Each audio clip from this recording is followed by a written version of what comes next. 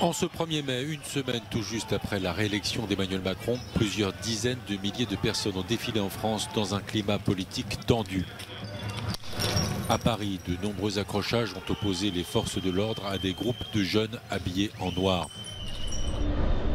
Selon le ministère de l'Intérieur, 8 policiers, gendarmes et sapeurs-pompiers ont été blessés, 45 personnes interpellées et une vingtaine d'enseignes saccagées. En Italie, après 2 années de restrictions anti-Covid, Rome a vu le retour du traditionnel concert de la fête du travail sur la place Saint-Jean.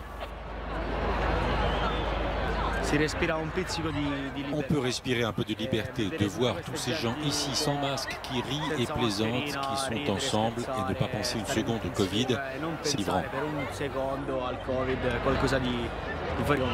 En Allemagne, le chancelier Olaf Scholz était ce 1er mai la cible de nombreux manifestants qui dénonçaient la décision de Berlin de livrer des armes lourdes à l'Ukraine. Face au slogan qui exigeait des négociations de paix, le chancelier a défendu sa position.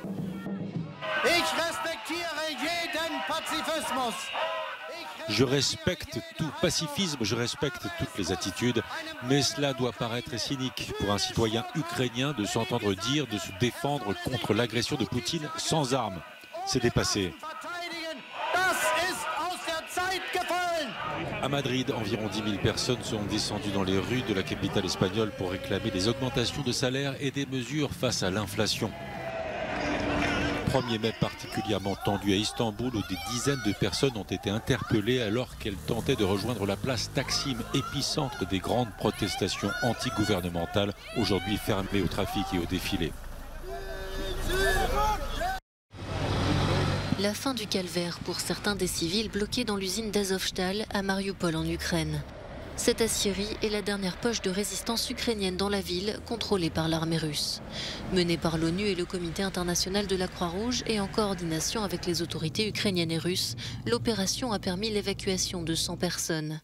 Comme l'a indiqué le président ukrainien sur Twitter, le groupe se dirige vers Zaporizhia, une ville en territoire contrôlé par l'Ukraine. Les équipes travaillent désormais avec l'ONU à l'évacuation d'autres civils de la centrale. On estime qu'environ 1000 civils et 2000 soldats ukrainiens sont retranchés dans l'aciérie d'Azovstal.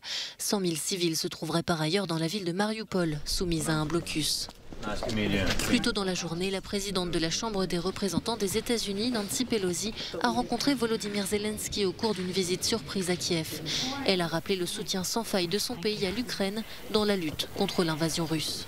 Ne vous laissez pas intimider par les brutes. S'ils font des menaces, il ne faut pas reculer. C'est comme ça que je vois les choses.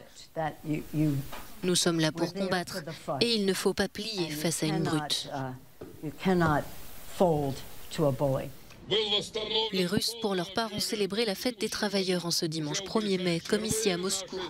Le dirigeant du Parti communiste, Gennady Zyuganov, a exhorté les travailleurs à soutenir les efforts de l'armée russe pour défendre les habitants du Donbass, selon ses mots.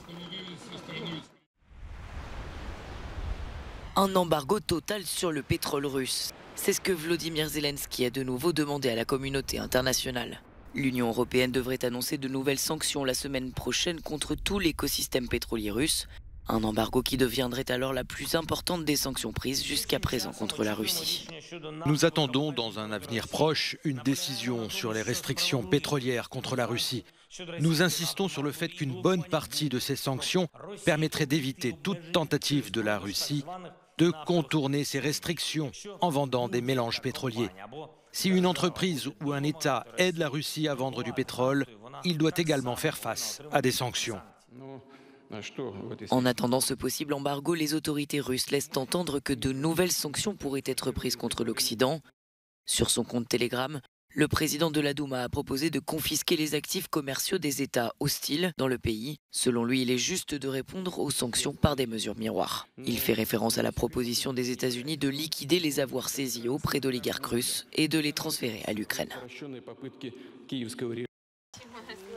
L'invasion russe de l'Ukraine a provoqué le déplacement de près de 8 millions de personnes à l'intérieur du pays.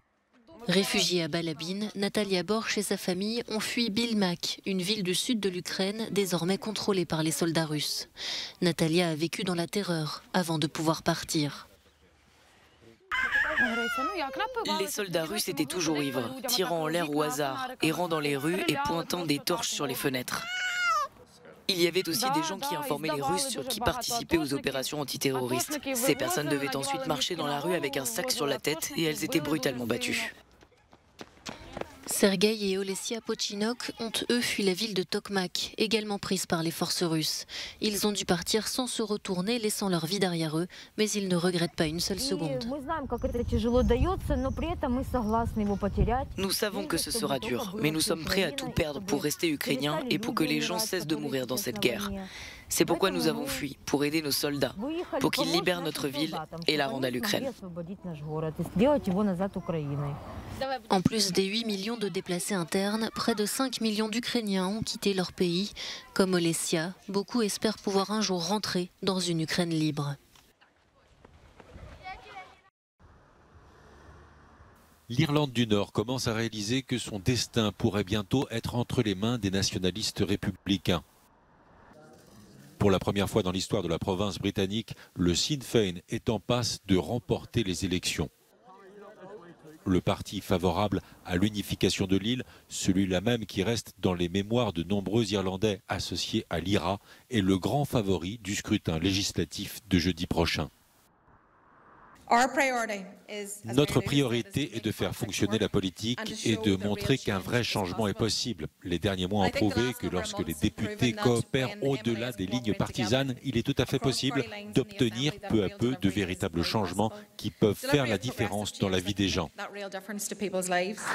Dépassés dans les sondages, les unionistes du DUP accusent le Sinn Féin d'avancer masqué, d'avoir fait campagne sur le pouvoir d'achat, mais de poursuivre en réalité le projet d'imposer au Royaume-Uni un référendum sur l'unification des deux Irlandes. C'est l'évidence, nous faisons campagne sur les questions qui comptent pour les gens ordinaires et les familles nord-irlandaises alors qu'ils ont en tête leur véritable agenda qui est de poursuivre leur plan pour un scrutin frontalier. En vertu de l'accord du Vendredi saint de 1998, les républicains et les unionistes se partagent le pouvoir au sein d'un gouvernement de cohabitation.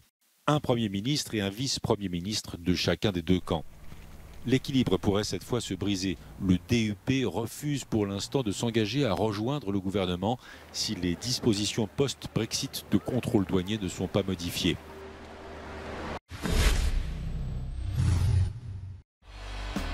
Katie Taylor conserve son titre de championne des poids légers. La boxeuse irlandaise a battu la portoricaine Amanda Serrano sur décision majoritaire au terme d'un combat très serré dans une atmosphère électrique. Le match était présenté comme historique. C'est la première fois que deux boxeuses étaient en tête d'affiche au mythique Madison Square Garden de New York. Tout le monde disait avant ce combat qu'il s'agissait du plus grand combat de l'histoire de la boxe féminine. Mais je pense qu'il a dépassé tout ce qu'on attendait. Rien qu'en entrant sur le ring aujourd'hui, en regardant le stade plein à craquer, c'était incroyable. C'était un moment absolument spécial. La meilleure soirée de ma carrière, c'est sûr. Ce combat a été à la hauteur des attentes alors que le Madison Square Garden affichait complet avec plus de 19 000 spectateurs. C'est la 21e victoire en autant de combats pour Taylor qui conserve ses 4 ceintures chez les poids légers. Les pays musulmans célèbrent ce lundi ou ce mardi l'Aïd el-Fitr, l'une des fêtes religieuses les plus importantes de l'islam qui marque la fin du mois du Ramadan. Alors que l'Aïd est traditionnellement l'occasion de vastes repas de fête en famille, de nombreux fidèles se sont attelés aux préparations un peu partout dans le monde, comme ici en Palestine. Les fidèles ont afflué sur les marchés pour acheter des gâteaux, des sucreries et du fessik, un plat traditionnel à base de poissons fermentés salés. À Tripoli, au Liban, l'heure était aussi aux préparatifs, mais en raison de la grave crise économique qui ronge le pays, la fête aura cette année une saveur bien particulière. La situation est devenue très tragique. Vous travaillez et travaillez sans résultat. Vous travaillez dur, mais vos enfants sont privés de beaucoup de choses. Vous avez l'impression que votre vie a beaucoup changé par rapport à ce qu'elle était avant. En Tunisie, fête et sécurité sont de mise. Alors que de nombreux Tunisiens prennent la route pour rejoindre leur famille, l'Association tunisienne pour la prévention des accidents de la route a mené une campagne de sensibilisation des conducteurs.